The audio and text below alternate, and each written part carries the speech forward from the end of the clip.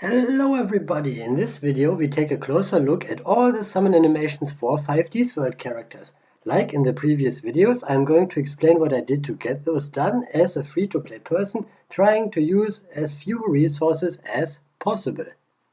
We start off with Luna's Ancient Fairy Dragon. It is a generic level 7 synchro monster, so by sprinkling in some tuners like Junk Changer, which I got from Future Horizon, and adding it to your extra deck with Luna's starting skill, it should not be a problem. However, she is one of the last characters you will get in this world. Stage 11 for Leo, and then he has to win 100 duels. That will be a factor for my rating. Free card, sort of, and it is a forgiving 2 out of 5. Speaking of level 7 synchros, Akiza's Black Rose Dragons are next. This original artwork is accessible with her starting skill from the main box Blazing Rose or, my personal favorite, the structure deck Ruddy Rose Burning. That one would cost 1000 gems. I used her starting skill and summoned it the same way as Luna's Ancient Fairy Dragon. Some stage missions and a mission for Sherry LeBlanc require you to summon Black Rose Dragons, so you should be able to get this done. Costs none or 1000 and difficulty 1 out of 5. At least it is more likely than summoning the alternative art Black Rose Dragon, which at the time of writing this is only available in the Anniversary Box Volume 1 and in Anniversary Box Volume 3. Not only would that be quite expensive to get, but those Anniversary Boxes are not available all the time. Chances are you don't have this version of Black Rose and may never have it. Not even main account, my flagship for everything, does have it. Cost stupidly high and difficulty 6 out of 5 for being impossible to get most of the time. As a contrast, Crow's Blackwing Dragon is quite easy to get. It is a generic level 8 synchro monster, so if you can make one of those, use Crow's starting skill, which adds it to your extra deck. I do not see this being a problem. His unlock can happen early because he is a hidden character, but of course you need the level 30 gate to get him, but anyways it should be fine. The costs for this are none and the difficulty is a solid 1 out of 5. Next in line is Chevalier de Fleur for Sherry LeBlanc. I think there might be a skill for that, but you would not even need that. Her starter deck comes with a copy of it and one mandatory Fleur Synchron, which is neat as the tuner for the summon. You simply summon a level 6 like Dark Magician Girl or Red Archfiend of Lightning, as here, summon Fleur Synchron and make Chevalier. This is easy. It's a free card and the difficulty is a 1 out of 5, besides Sherry being a late unlock at stage 10. Dark Signers exist in the game, and the first on this list in alphabetical order is Kali, who wants to summon Earthbound Immortal Asla Piscu. 2 tributes while having a field spell online, that is it. If there is not a field spell, Piscu blows itself up, which should still count for the summon animation. Anyways, her starter deck comes with a card and a field spell in Yami, so you have the tools. My rating takes her difficult unlock into account, and thus, besides being a free card and normally easy to summon, I give it 2 out of 5. Moving on to Earthbound Immortal Cuckoo Peekapoo. This one is in Kellen's starter deck, as is another copy of the field spell Yami. Same process as with Darksigner Kali and her Asla Piscu, so you just tribute summon it by tributing 2 monsters while having a field spell card. The difference is that Darksigner Kellen's unlock is actually possible. The card itself is free, and I give it a 1 out of 5. The final Earthbound Immortal for now is Darksigner Rex Goodwin's Earthbound Immortal Viracocha Raska. Same as with the other Darksigners, we have the card and a field spell in his starter deck already. When summoning Raska, I make sure to have the field spell and at least 2 other cards on the field to shuffle back for Raska's effect, which rips cards out of my opponent's hand and beefs up Raska to 2100. Not that it matters. It is an easy but late unlock for the character themselves at stage 10, therefore I give it a 2 out of 5. Goyo Guardian was a card so broken they had to ban it in real life. This level 6 synchro requires an Earth attribute tuner. You could go into the main box Infernity Destruction or Selection Box Volume 3, but the smart and cheap way is to level Trudge up to 4 when he gets the skill Let's Go, Goyo! This adds Goyo Guardian to your extra deck and 2 Jute Fighters to your main deck. Those are level 2 Earth tuners, mighty convenient. Despite this level up requirement, I am willing to give it a 1 out of 5 because you can use any Earth tuner and make it work. Infernity Doom Dragon for Kellen is a little different. This level 8 synchro requires a Dark tuner. One of those is the level 2 Infernity Beetle in your starter deck. Have it enter level 6 like Dark Magician Girl once again or Gaia Knight the Force of Earth, and you got it.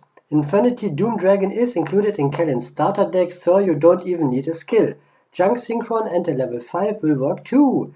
The Dark Tuner requirement is not the best, but you can make it happen. Free card and a 2 out of 5.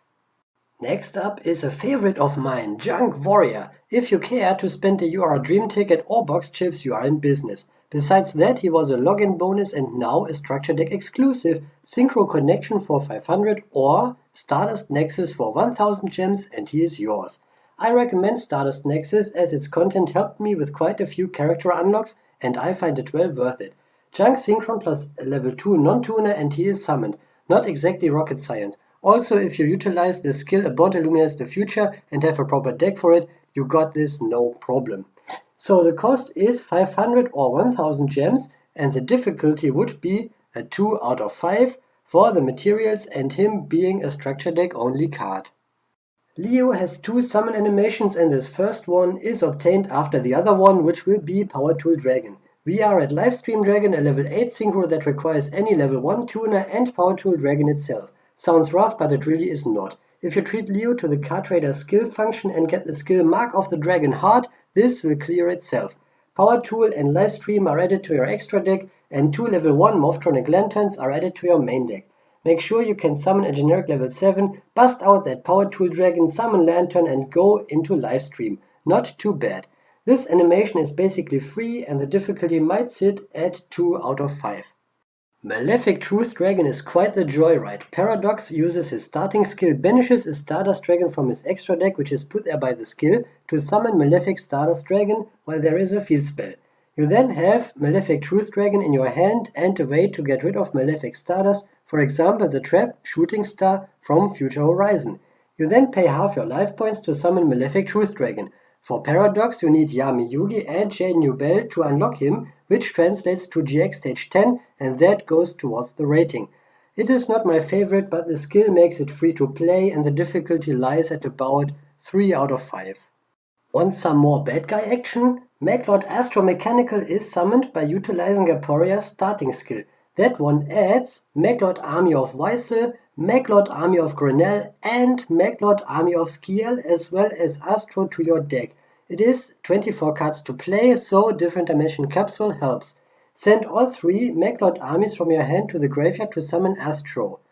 It is no cost and a solid 2 out of 5. Following that we have Primus Maglord Emperor Weissel. That one makes your deck a 21 card pile at the beginning of the duel, so Capsule is appreciated. Make sure one of your monsters is destroyed by a card effect, you can even blow it up yourself to summon Weissel from your hand. If you can't get your monsters destroyed by card effects, use something like Hieroglyph Lithograph or let them attack you to get your life points to 2500 or below. Then your skill plays the continuous trap Spark Breaker, which allows you to destroy one of your monsters once per turn. Basically free and the skill helps. Let's make it a 1 out of 5. I discussed Leo before, his second summon animation here is of course Power Tool Dragon. Level him up to 4 for the skill that makes this possible. The generic level 7 Synchro Monster Power Tool Dragon is added to your extra deck and 2 copies of the level 3 tuner Morphtronic Remoten go into your main deck. I played some more level 3 tuners for consistency, but you can do this with his skill alone. Only downside, Leo is unlocked at 5D stage 11, and this changes the rating to a 2 out of 5 while still being a completely free animation. Who does not know Red Dragon Archfiend? Jack has to summon it a few times, one of which during Dark Sign Akali's unlock. It is a generic level 8 and while the level 3 Dark Resonators do not help a lot, you can figure something out. The free starting skill is as good an option as the structure deck King's Resonance for 1000 gems or the main box Absolute Inferno. It also is featured in the box chips department. The cost is 3 or 1000 preferably and rating 2 out of 5. Boy, do I want to talk about Sephylon. The skill makes it free for zone, but the deck building limitations are just too much. First, you will start with a 21 card deck. Second, Sephylon is only added to your deck with the skill if the only monsters in your main deck are level 10, so no level 4 monsters to keep me alive. And third, Sephylon can only be summoned from your hand if you have 10 or more of those level 10 monsters in your graveyard. One way I found to cheese the system are trap monsters like Odin's Embodiment of Apophis. Those do not prevent the skill from adding Sephylon and can protect me. I play as few cards as possible and discard my level 10 monsters for a hand size limit during each of my end phases. That way I get level 10 monsters into the graveyard, and then I drop Sephylon. While it is free, the skill does not help a lot, and I find this quite unfun. 5 out of 5 difficulty. Let's hope the next one is better. And it is! Shooting Star Dragon is summoned by Yusei. The starting skill, Mark of the Dragon Head, comes with a Stardust Dragon, Formula Synchron, and this guy. All three of those are added to your extra deck. Make Stardust Dragon, summon a level 1 tuner and a level 1 non-tuner, make Formula Synchron, and then use it and Stardust Dragon to go into Shooting Star Dragon. Doing this once will grant you a copy of this from the Lifetimes card list. However, for several character unlock missions like one on Antinomy and one on Primo, you might be better off using that skill. The card itself is a free card and the summon is fairly simple, so I would say we give it a 2 out of 5. Sticking to the Synchro Dragons theme, we have 2 Stardust Dragons. The original art version is in Yusei's starting skill and the main box Stardust Acceleration. Box chips, UR Dream Tickets, Selection Box Volume 3 and temporary tickets like the Chronicle ticket from the 8th anniversary make this widely accessible. Summoning it should be fine. More or less a free card and 2 out of 5. The alternative art version of Stardust Dragon is summoned the same way, go figure, but only available in the Stardust Nexus structure deck. While that costs 1000 gems, it is a guaranteed copy, and as I said before, the structure deck helped me out here and there. Also, on my newest account, this is the only Stardust Dragon version that I actually have, and I play it all the time. The cost for this card is 1000 gems, and the difficulty is still a 2 out of 5. Finally, we have TG Halberd Cannon. I like this guy and I have been looking forward to this section of the video. It is a level 12 synchro that requires 3 synchros as materials. Before shaking your head, let me finish. I brought Antinomy up a few levels to get my hands on more TG cards just for consistency with the starting skill.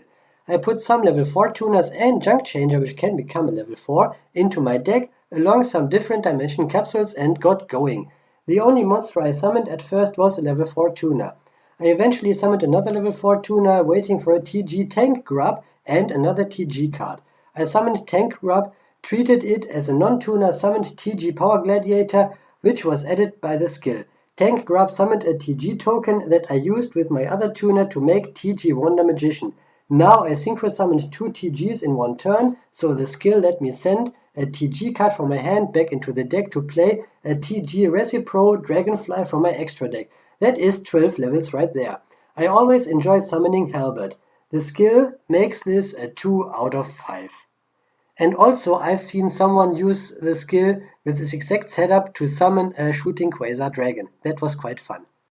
To sum up, Yusei summons Junk Warrior, Shooting Star Dragon, Stardust Dragon Original Artwork and Stardust Dragon Alternative Artwork.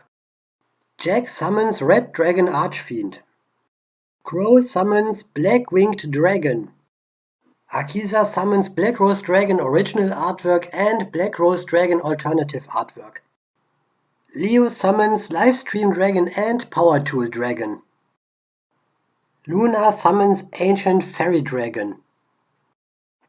Antinomy summons TG Halberd Cannon.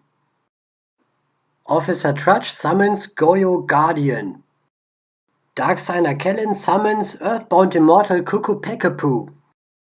Darksigner Kali summons Earthbound Immortal Asla Pisku. And Darksigner Rex Goodwin summons Earthbound Immortal Viracocha Raska. Normal Kellen Kessler summons Infernity Doom Dragon. Normal Kali does not have any summon animations as of now. Sherry LeBlanc summons Chevalier de Fleur. Primo summons Maglord Emperor Weissel. Aporia summons Maglord Astromechanical. Paradox summons Malefic Truth Dragon. And Zone summons Sephylon the Ultimate Time Lord. This concludes part 3. Thank you so much for watching.